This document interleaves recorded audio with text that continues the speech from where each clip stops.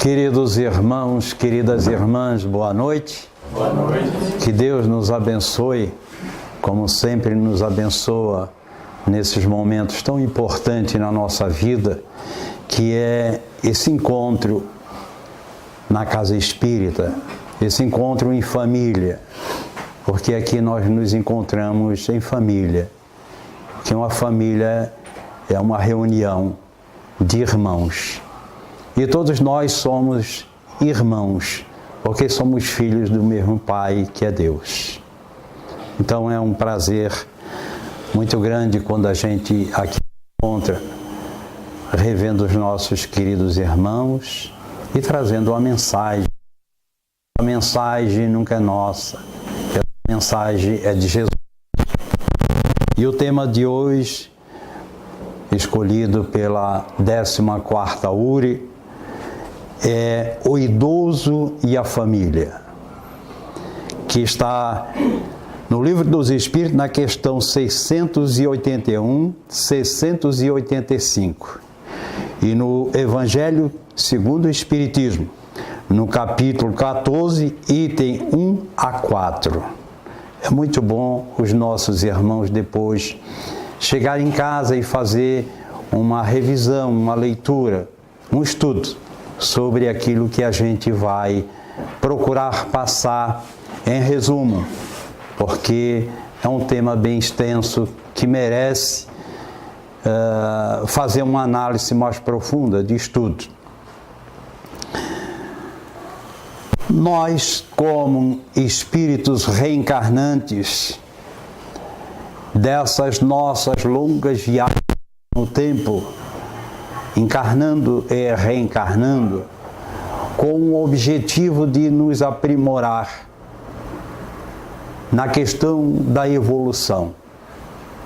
Deus nos coloca o convívio em família. Esse convívio em família é uma bênção que Deus nos oferece, porque é dentro de um lar é que nós vamos nos encontrar para nos redimir dos nossos erros, dos nossos desatinos que nós cometemos em vidas passadas, por falta do conhecimento. Porque todo erro cometido é por falta do conhecimento, é a ignorância das coisas. E Deus nos dá essa oportunidade, esse convívio no meio familiar, para que nós nos ajustamos em família, entre pais e filhos.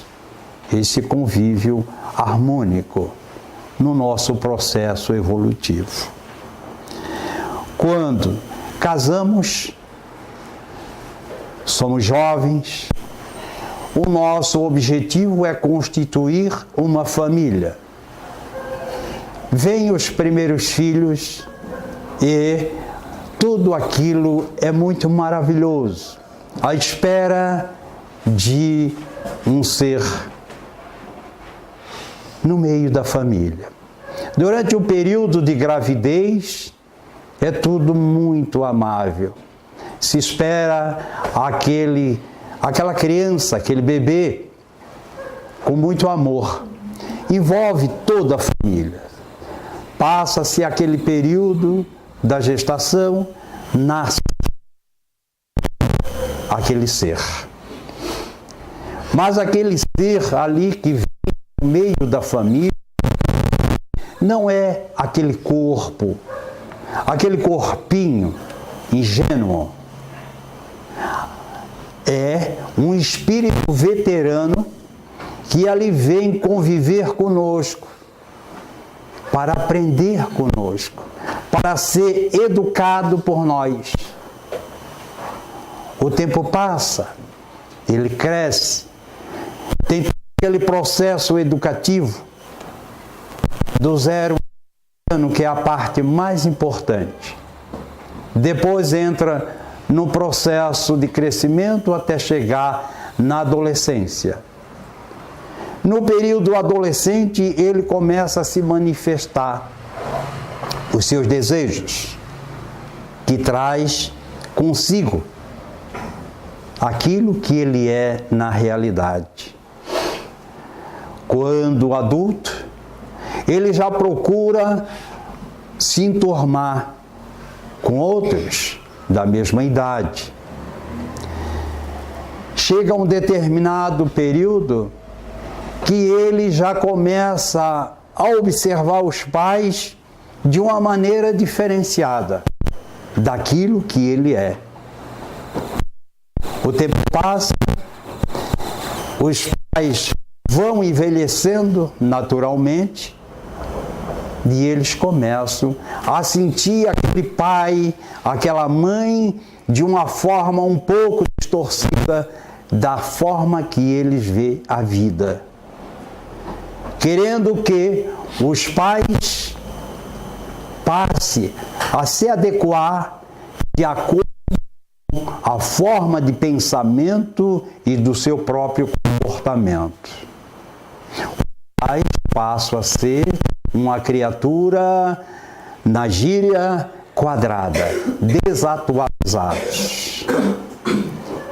E passa muitas vezes a ser corrigido pelos seus filhos. Eles querem assumir o comando da casa, porque o pai e a mãe já estão velhos, já estão mudando. Eles casam, têm os seus filhos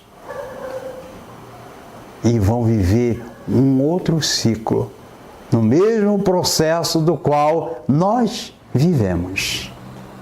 Mas, quando esses pais, sentido por eles que são um entorvo, né? Está estrovando, está atrapalhando, eles desprezam muitas vezes os seus pais, colocando às vezes em asilos ou até mesmo dentro do seu lar, mas encontrando um cantinho ínfimo da casa, no interior da casa, para que aqueles pais não o incomodem,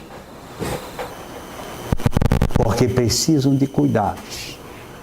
Aqueles pais precisam de atenção, aqueles pais precisam de medicamento, precisam ser conduzidos a médico, a exames. São muitas vezes criaturas que já não podem se locomover, não têm agilidade como tinham no passado. Aí é que entra justamente a passagem que nós vamos ler aqui, que Jesus coloca muito bem para nós nesse capítulo 14. Piedade filial. Nesse capítulo 14, trata-se de honrai a vosso pai e a vossa mãe. Então, na piedade filial, ele nos diz assim, ó: o mandamento, honrai vosso pai e a vossa mãe, é um corolário da lei geral de caridade e de amor ao próximo, visto que não pode amar o seu próximo aquele que não ama a seu pai e a sua mãe. Mas o termo honrai encerra um dever a mais para com eles, o da piedade filial. Então, o filho tem um dever muito grande. A piedade, não essa piedade de coitadinho, de tadinho, de compaixão, não. Essa piedade no sentido de respeito ao seu pai, de amor, de reconhecimento, de saber que aquele pai, aquela mãe, que ali já se encontram com a sua idade avançada, foram aqueles que perderam noites e dias, horas de sono, que sacrificaram, aquele pai que sacrificou no seu trabalho para lhe dar a educação e o conforto material. Quis Deus mostrar por essa forma que o amor se deve juntar o respeito, as atenções, a submissão e a condescendência, o que envolve a obrigação. Então nós, os filhos, temos obrigação para com seus pais. Assim como os seus pais tiveram obrigação para com seus filhos na sua infância, na sua criação. Obrigação, dever para com os seus filhos, para que não faltasse nada, para que fosse protegido.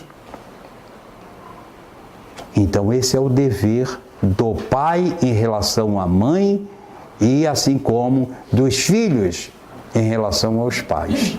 Direitos e deveres dentro das leis divinas. E não o abandono dos seus filhos em relação aos pais. E ele nos segue nos falando assim: de cumprir-se para com eles de modo ainda mais rigoroso tudo o que a caridade ordena relativamente ao próximo em geral. Esse dever se estende naturalmente às pessoas que fazem, às vezes, de pai e de mãe, as quais tanto maior mérito têm, quanto menos obrigatório é para elas o devotamento. Quantos avós assumem um papel de pai e de mãe na criação dos seus netos, mas eles não têm um dever como têm os próprios pais. Quantos que adotam crianças órfãos para ter como filhos. Este dever também desses adotados em relação aos seus pais adotivos é a mesma coisa. Mas como diz aqui, não é uma obrigatoriedade, é uma espontaneidade. É diferente no processo de os pais ter essa disposição de formar uma família, né? Então isso é uma disposição que ele se coloca para servir. Então muitas mães, muitas avós, muitos avós, né, assumem esse compromisso criando seus próprios netos. Muitas vezes porque os filhos ficam impossibilitados. Eu tenho como um exemplo dentro da minha casa, minha filha, que mora na outra casa, nos fundos da minha, e que ela vai para o trabalho e ela deixa a sua netinha já desde um aninho, já está com 11 anos. Então é um amor para a gente, pais, nós avós, né? Dar aquela educação, aquele carinho, aquela atenção. Por quê? Porque ela tem o seu trabalho. Ele, o pai, viaja, fica a semana inteira fora. Então cabe nós, avós, ter este carinho, esse dever de avós também, tá? Mas não no sentido de obrigatoriedade, mas para num sentimento de ajuda, de amor.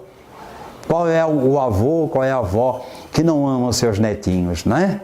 E como amamos. Mas que essa educação de amor, ele tenha que ser de uma forma muito bem esclarecida, muito bem educada, para que quando nós chegarmos em uma idade que não temos mais condições de trabalhar, de ir a um médico, de conduzir um carro, enfim, ali se faz necessário o amparo, o auxílio dos seus filhos para com seus pais. Este amor filial. Deus pune sempre com rigor toda violação desse mandamento: honrar vosso pai e a vossa mãe.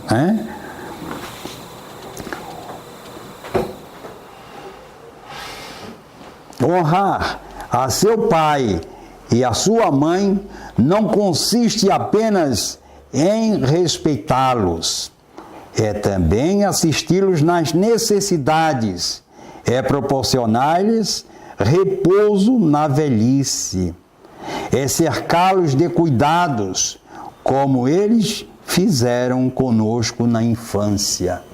Ora, se nós, na velhice, receber todo o carinho, todo o amparo dos nossos filhos, da forma que eles foram tratados, nós já vamos ser criaturas muito privilegiadas. Mas tem muitos filhos que fazem, sim. Muitos filhos que se dedicam aos seus pais com muito amor, até os seus últimos momentos da sua vida aqui na matéria.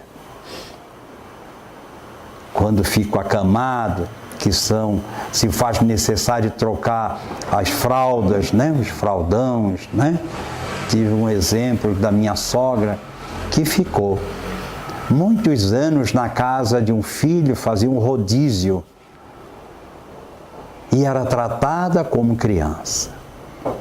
Comidinha na boca, porque ela deu um AVC, então paralisou. Então era trocado fralda, era dado banho, enfim. Muitos colos eu dei para aquela senhora, que era sogra, mas eu considerava como minha mãe. Já com conhecimento espírita, não ia perder a oportunidade também de atender aquilo que a gente já tem um conhecimento. Mas não basta ter conhecimento. É um trabalho que tem que ser de coração, de amor. É um sentimento de amor. Fazer ao outro o que gostaria que o outro fizesse.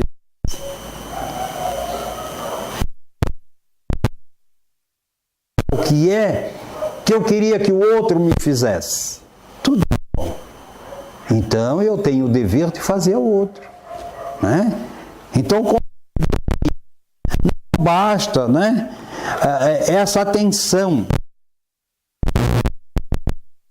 respeitá-lo. O respeito é importante, mas não basta, Então, também assisti-los nas necessidades. Quantos velhinhos não têm recursos financeiros para a sua subsistência, para comprar um remedinho, para a sua alimentação? Então, assistir nas suas necessidades, de modo geral. Esse é um dever dos filhos para com os pais. E proporcionar-lhes repouso na velhice. Repouso, para que eles descansem. Mas não usar muitas vezes seus pais dentro do seu lar para servir como escravo, muitas vezes, trabalhando para os filhos. Muitas vezes os filhos estão em boa forma de saúde, lá se encontra a mãe no fogão, recebendo aquela filharada, E ali ela fica trabalhando, fazendo a comida, e os filhos tudo sentadinhos, se divertindo, conversando, mas falta a compaixão com aquela senhora já de cabelos brancos, com 70 e poucos anos, ali, trabalhando. Ali é a hora de dizer: não, mãe, sai daí que nós é que vamos assumir o seu lugar. Hoje a senhora não vai fazer a comida, é nós que vamos fazer. É nós, mãe. E muitas vezes exige ainda, né? Ela faz a comida e depois tem que voltar para a cozinha para arrumar a cozinha, lava a louça, né? Muitas fazem porque gostam. E é bom exercitar. Não é também ficar com a idade avançada e se jogar num canto. Não é isso. O quanto nós puder se movimentar, vamos nos movimentar. Eu já estou caminhando para os meus 67 anos e me sinto jovem. Ora, eu vou dizer, eu estou com 67 anos, não vou fazer mais nada na minha vida? Não, em absoluto. Enquanto nós tiver forças físicas, nós devemos sim se movimentar, trabalhar, ajudar. Se fosse assim, eu não estaria aqui. Não, eu já fiz 60 anos, já me aposentei, para que eu vou para lá? Não, vamos trabalhar. É importante isto. Mas nós estamos nos referindo aqui, o Evangelho está se referindo àqueles idosos que já estão numa situação que necessitam de atenção e de respeito. E esse grande respeito, essa atenção é dentro do lar, junto dos seus filhos. Sobretudo para com os pais sem recursos é que se demonstra a verdadeira piedade filial. Quando eles não têm recurso, ali sim é que os filhos têm que se dedicar muito mais a eles. É um momento importante, porque eles não têm condições. Muitos velhinhos a gente encontra aí nas ruas pedindo uma ajuda a pessoas estranhas, né? E a gente fica pensando, cadê a família, né? Muitas vezes são abandonados pelos seus próprios filhos e têm recursos, muitas vezes pode ajudar os seus pais. Será então aos pais velhos e fracos que cabe servir a filhos jovens e fortes? Ter-lhes já a mãe vendido o leite quando os amamentava? Contou, porventura, suas vigílias quando eles estavam doentes? Os passos que deram para lhe obter o de que necessitavam? Não, os filhos não devem a seus pais pobres só o estritamente necessário. Deve-lhes também, na medida do que puderem, os pequenos nadas supérfluos, as solicitudes, os cuidados amáveis, que são apenas o juro do que receberam, o pagamento de uma dívida sagrada. Essa é a piedade filial grata a Deus. Então aqui no Evangelho está muito bem claro para nós, né? Essa é a piedade grata a Deus, que nós devemos todos os dias agradecer a Deus, os nossos velhinhos, porque é um processo natural, tudo que nasce, um dia morre. Isso é um processo da lei. Então, desde o momento que aquela criança, que aquele ser está num processo de formação, que nós pais dedicamos até o ponto dele se tornar adulto e seguir o seu caminho, formar nova família, esse é o processo natural. Nós temos este dever, depois de adulto, olhar para os nossos pais com muito amor, com gratidão, a tudo aquilo que eles fizeram por nós.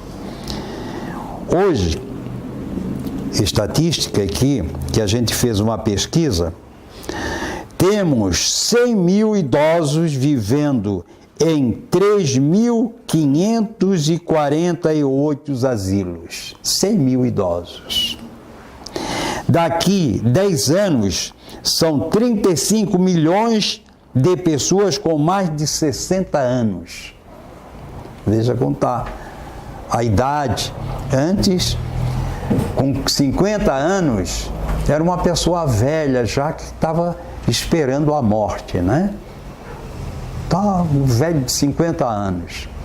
O cara está com 50 anos hoje, ele está vendendo saúde, está jovem, está casando de novo, formando mais uma vez uma família, né? Então, hoje, viver 60 anos, 65 anos, raramente se encontra uma criatura nesse estado, aquele que se cuida também, né? Porque muitos não têm esse cuidado com a saúde.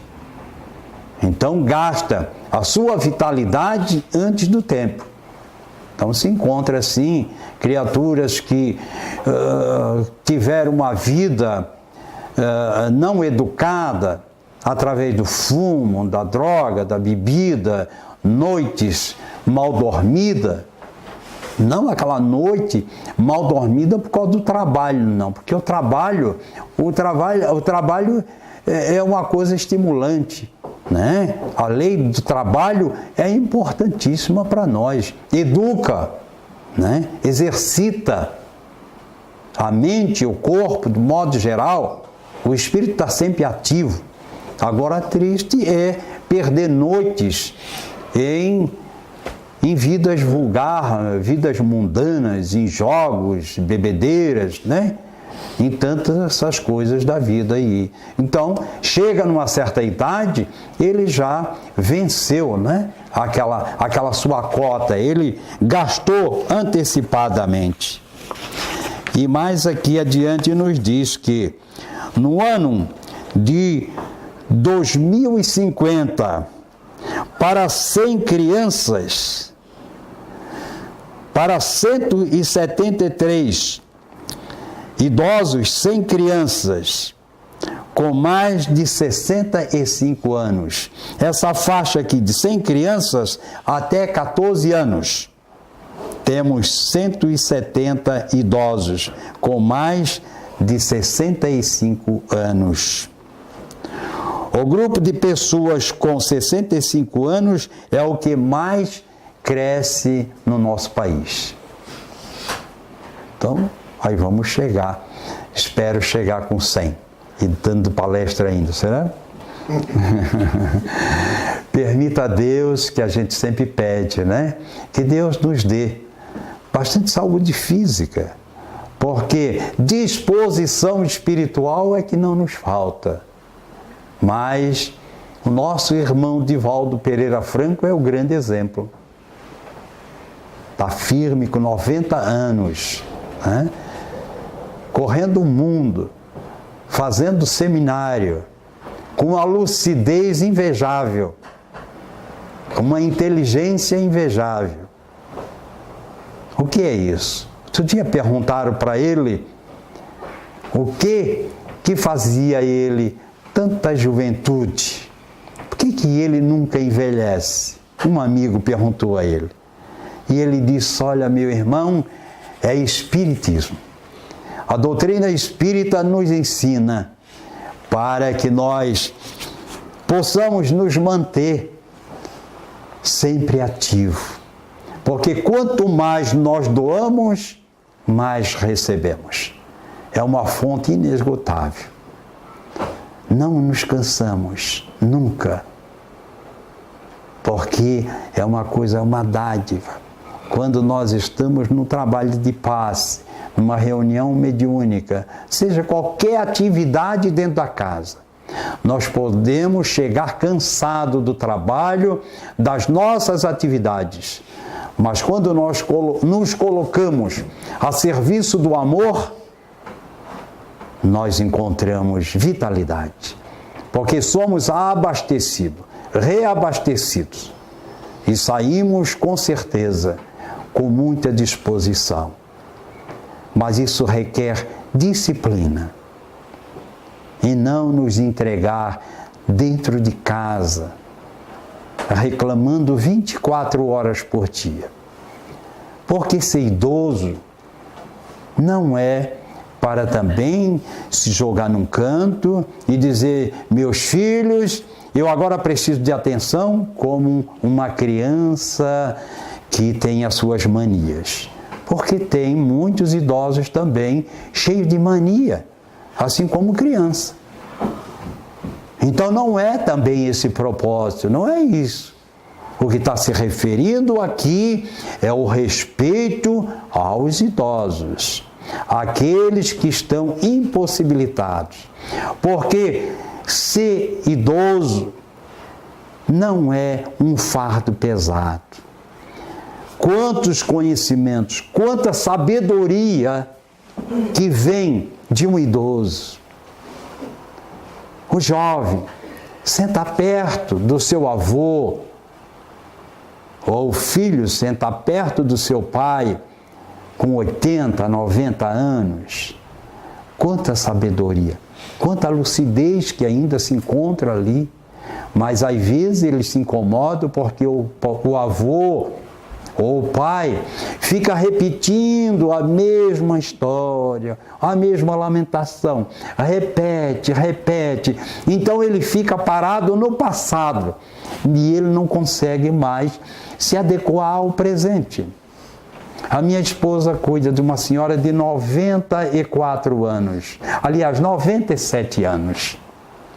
E ela ainda diz, olha, aquele fulano de tal ainda ligou para mim, quer casar comigo? E ela morde, pois é, e ele quer casar comigo. Mas por quê? Porque ela está vivendo ainda o passado, ela não se atualizou no presente. E todo dia ela conta a mesma história. A minha esposa escuta, conversa com ela e não quer contrariar, lógico, tem que respeitar, né?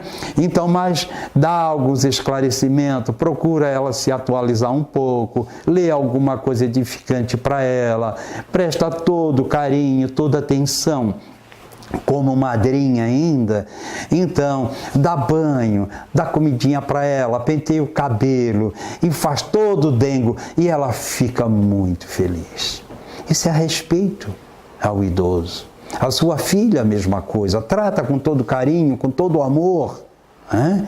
Então respeito, porque aquela criatura, ela sacrificou-se também para os cuidados dos seus filhos. Deu todo conforto para os seus filhos, deu educação, sacrificou para pagar a faculdade, enfim.